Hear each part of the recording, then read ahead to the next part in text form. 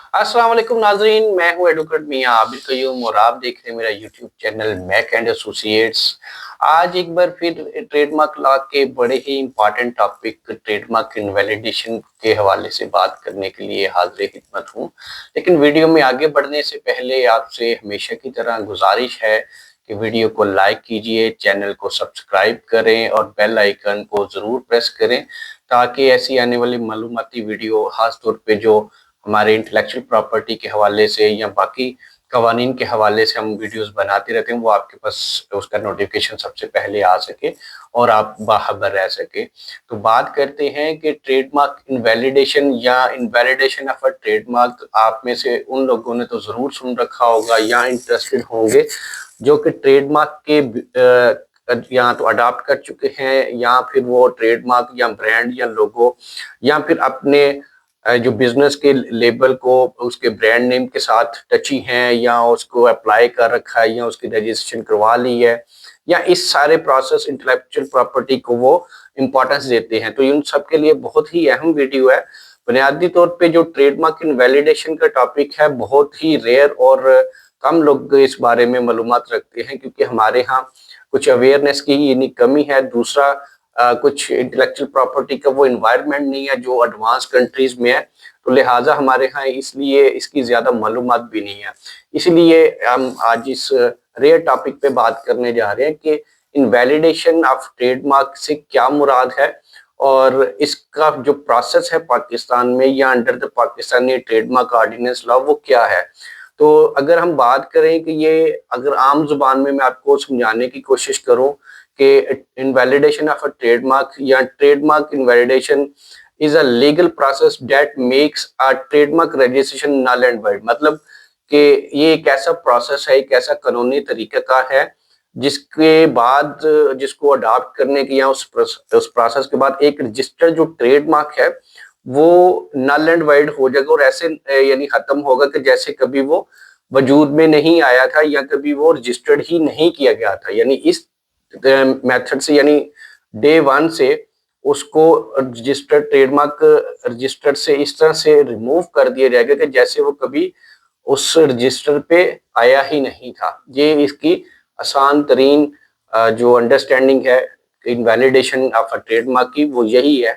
तो लिहाजा वो लोग जिनके ट्रेडमार्क या तो रजिस्टर्ड हो चुके हैं या फिर वो लोग जो किसी और का रजिस्टर्ड करवाया हुआ ट्रेडमार्क समझते हैं कि इसको इनवैलिड करार दिया जाना चाहिए ऑन सम ग्राउंड्स जो कि लॉ में अवेलेबल भी हैं।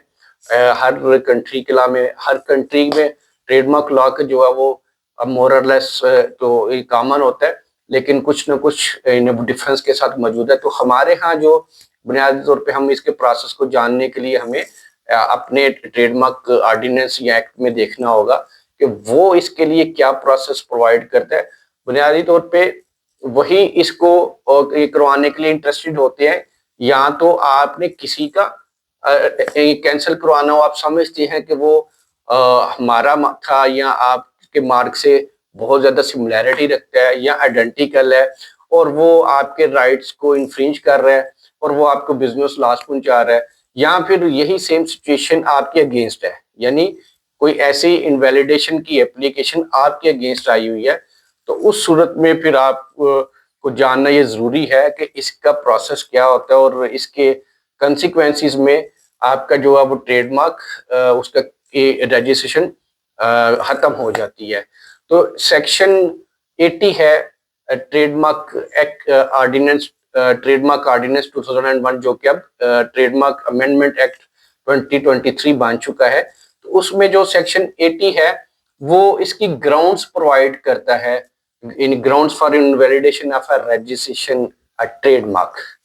तो उस सेक्शन काफी लेंथी है, उसमें जो उसका इंटीग्रल या क्रक्स है वो मैं आपको शॉर्टली बता देता हूँ कि उसका जो सब सेक्शन 1 है वो यही कहता है कि अगर तो ये ये इन्हीं ग्राउंड्स जो है बताता है कि अगर आपके ट्रेडमार्क में ये कोई इनमें से कोई एक ग्राउंड भी पाई गई तो वो आपका ट्रेडमार्क रजिस्ट्रार कैंसिल कर सकता है। इसमें यहाँ ज़िम्नन आपको ये भी बताता चलो कि आपकी जो इनवैलिडेशन की एप्लीकेशन है या तो वो ट्रेडमार्क रजिस्ट्रार को होगी, मोस्टली वही हम करते हैं, या फिर अगर आपका कोई मामला पेंडिंग है, वो हाई कोर्ट तक गया हुआ है मामला, वो आपके यानी जो रजिस्टर्ड पार्टी करना चाह रही जिसको इनवैलिड करवाना चाह रही है और जिसका करवाना चाह रही है, वो अगर आपस में एक लीगल बैटल कर रहे हैं और वो लीगल बैटल जो है वो केस जो है वो अब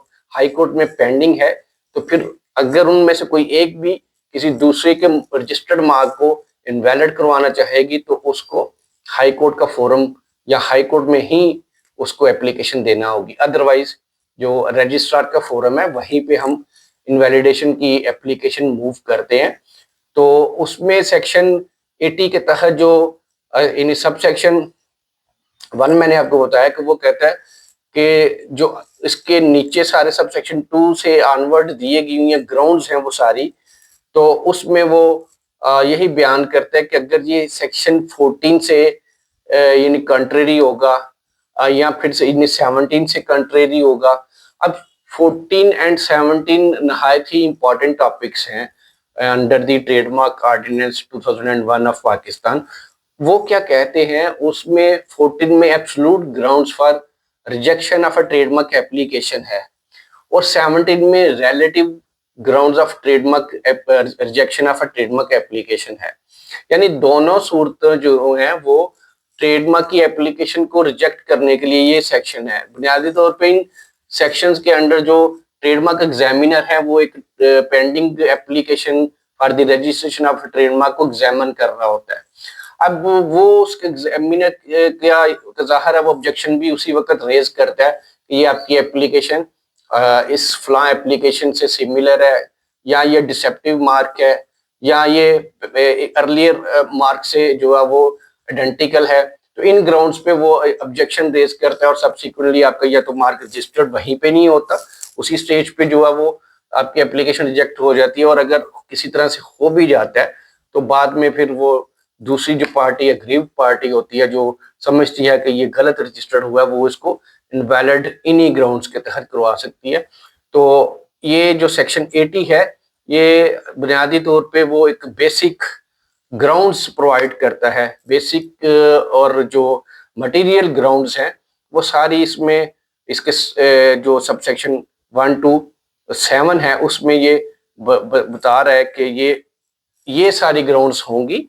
तो उस सूरत में आप या इनमें से कोई एक भी, तो उस ग्राउंड के तहत आप एक रजिस्टर्ड ट्रेडमार्क को इनवैलिड करार दिलवा पाएंगे। बट ये इनवैलिड या तो रजिस्ट्रार ऑफिस करेगा या फिर हाई कोर्ट करेगा, तीसरा कोई मैकेनिज्म नहीं है। और इसका जो प्रोसेस है वो अंडरस्टैंड कर लीजिए कि वो इतना आसान नहीं है।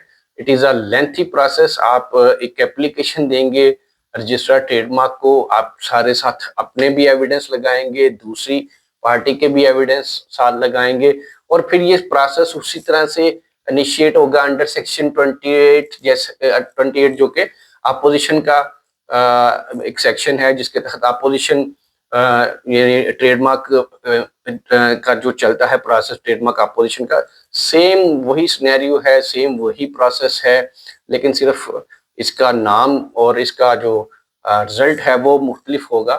तो यहाँ पे एक रजिस्टर्ड एप्लीकेशन है, वहाँ पे यानी अपोजिशन में एक पेंडिंग एप्लीकेशन होती है। उसके ऊपर भी मेरी काफ़ी सारी वीडियोस अवेलेबल हैं कि difference between opposition, rectification, revocation, invalidation. तो वो उसका लिंक मैं दे दूंगा, आप वो देख लीजिएगा। तो लिहाजा इसमें यही आपको बताना मकसूद था कि इनवैलिडेशन का कंसेप्ट क्या है, इनवैलिडेशन का पाकिस्तान में क्या मेथोडोलॉजी है टू इनवैलिड रजिस्टर्ड ट्रेडमार्क। तो होपफुली आपको इसका जो बेसिक कंसेप्ट और प्रोसेस है और तरीकाकार है वो समझ आ गई होगी। इसमें अगर मैं कोई कहूँ कि कोई टाइम लिमिट यानी कि आप किस टाइम में इसको इनवैलिड करार, तो इसका कोई खास टाइम लिमिट नहीं है। जब भी आप ग्रीव फील करें या आपके इल्म में आए तो आप उस वक्त इसकी एप्लीकेशन दे सकते हैं। और दूसरा ये है कि इसका जो प्रोसेस है वो भी मैं कोई कैलकुलेट करके नहीं दे सकता कि ये 6 या 8 या 10 महीने में हो सकती है। इसका एक लंबा एक प्रोसेस है जो अगर आपका इन कौंसल आपके अटर्नी जिसको थोड़ा सा रैपिड करें तो शायद ये साल से 2 साल में भी खत्म हो सकता है, अदरवाइज ये सालों साल भी इसको लग सकते हैं। तो होपफुली आपने इसको अंडरस्टैंड किया होगा। Still if you have any queries regarding the invalidation of a trademark or any matter of intellectual property, you can write your question in the comment section। और इस बारे में कोई हिचकिचाहट महसूस करने की जरूरत नहीं है। मिलते हैं अगली ही किसी दूसरी वीडियो में, तब तक अपना दोस्तों सबका ख्याल रखिएगा। टेक केयर जी, अल्लाह हाफिज, अस्सलाम वालेकुम।